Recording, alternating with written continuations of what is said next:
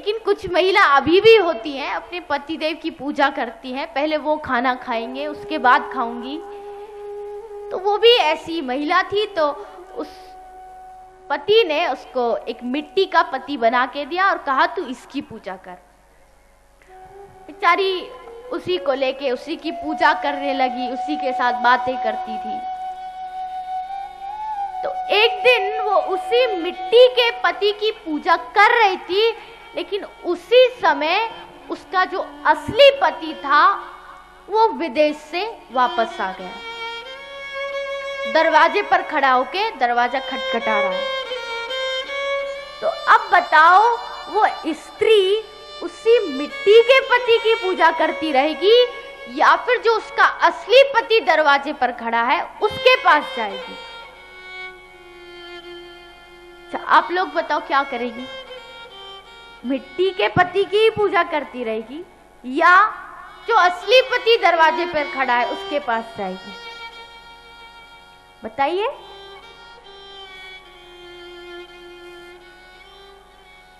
भगवान ने कहा कि हे गोपियों, वो स्त्री जो दरवाजे पर असली पति खड़ा है उसके पास जाएगी, क्योंकि जब असली पति आ गया तो नकली के पति की पूजा क्यों करे? असली पति दरवाजे पर खड़ा है तो मिट्टी के नकली के पति की पूजा करके क्या करेगी? तो भगवान, गोपियां बोली हाँ प्रभु, वो स्त्री असली पति के पास जाएगी, ना कि मिट्टी के पति की पूजा करती रहेगी। वैसे ही प्रभु, आप हमारे असली पति हैं। हम आपसे दूर हुए तो आपने इस संसार में एक नकली पति, एक मिट्टी का पति बना के दे दिया कि जब तक मैं ना आऊं तू इसकी पूजा कर। तो प्रभु, हम अपने भाव से, मन से उसी पति की पूजा करते रहे, लेकिन आज जब हमारा असली पति दरवाजे पर आ गया है तो हम नकली के पति की पूजा क्यों करें? क्यों ना हम असली पति के पास जाएं? क्योंकि ये संसार, पति पत्नी, ये सब नकली है। अच्छा, एक बात बताओ कि जब एक कोई आदमी है, उसको कोई बहन नहीं है, उसे कोई औरत अच्छी लगी तो उसने उस औरत को अपना बहन बना लिया कि तू मेरी आज से बहन है, तो उसको क्या कहते हैं? उसकी असली बहन नहीं है, उसने वैसे ही बनाई है, उसे आप लोग क्या कहते हैं?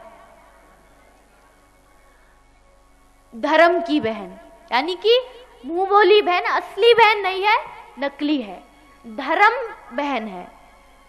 किसी ने अपना भाई बना लिया तो धर्म भाई, यानी धर्म के द्वारा बनाया है, असली नहीं है। उसी प्रकार धर्म पिता, यानी धर्म का पिता है, असली नहीं है। उसी तरह धर्म पत्नी, धर्म पत्नी यानी कि नकली पत्नी, असली पत्नी नहीं है, नकली है, धर्म के द्वारा बनाई गई है। लोग कहते हैं ना, ये मेरी धर्म पत्नी जी है, तो धर्म पत्नी माने नकली पत्नी। औरत कहेगी ये मेरे धर्म पति है, मतलब कि नकली पति असली नहीं है, धर्म से बनाए गए हैं। तो भाई भी नकली है, पति भी, पत्नी सब नकली है। केवल अगर किसी का सच्चा भाई बहन माता पिता कोई है तो वो भगवान कृष्ण है।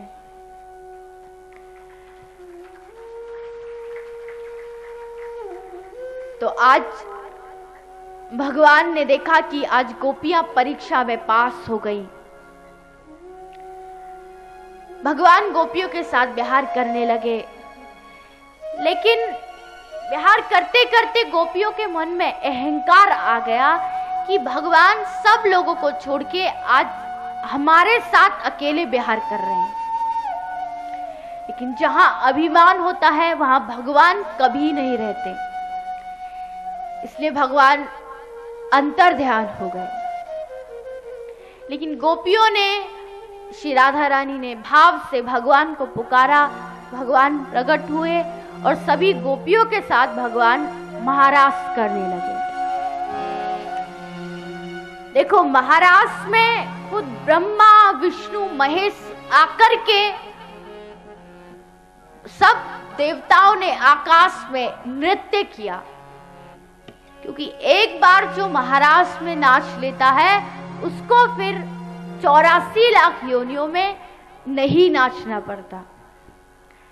इसलिए आज आप जितने भी लोग यहाँ बैठे हैं लावरपुर में, सभी लोग अपने स्थान पर खड़े हो जाएंगे, ऐसा भाव रखेंगे कि आज यहाँ महारास हो रहा है, हम महारास में भगवान के साथ नृत्य कर रहे हैं, भगवान हमारे साथ खड़े हैं।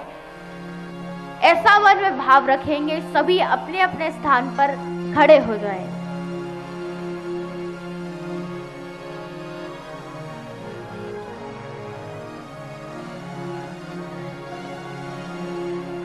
रास रचो है यमुना के तट हरी, रास रचो है, रास रचो है,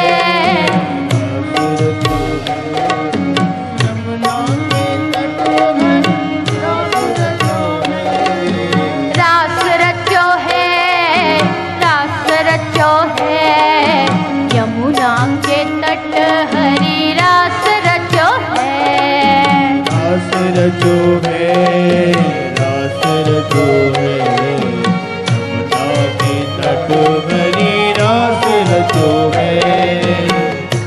देखिए, जो लोग नृत्य गरबा कर सकते हैं वो आगे आए, जो लोग पीछे खड़े हैं पुरुष, वो अपने दोनों हाथ उठा के प्रेम से भगवान की तालियों के साथ महारास का इस भजन को प्रेम से गाएंगे।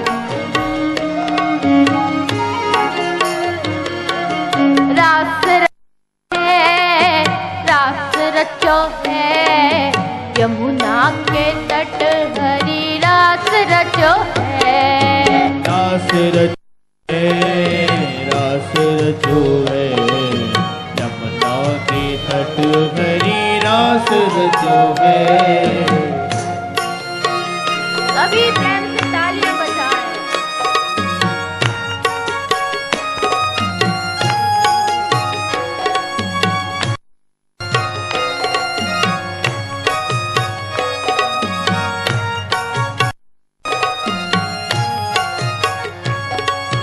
राधा नाचे कृष्ण नाचे, नाचे गोपीजन, राधा नाचे कृष्ण नाचे, नाचे गोपीजन, राधा नाचे कृष्ण नाचे, नाचे गोपीजन, राधा नाचे कृष्ण नाचे, नाचे गोपीजन। मन मेरो बन गयो सखीरी, मन मेरो बन गयो सखीरी, मन मेरो बन गयो सखीरी, मेरो बन गयो सखीरी, पावन वृंदावन, रास रचो है, रास रचो है यमुना के तट हरी, रास रचो है, रचो है, रास रचो है यमुना के तट हरी, रास रचो है, रास रचो है, रास रचो है यमुना के तट हरी, रास रचो है, रास रचो है, रास रचो है यमुना के तट हरी, रास रचो है। सभी दोनों हाथ उठाए और प्रेम से भगवान के महारास में तालियों के साथ यही भाव रखें कि हमारे साथ भगवान खड़े हैं, हम उन्हीं के साथ नृत्य कर रहे हैं।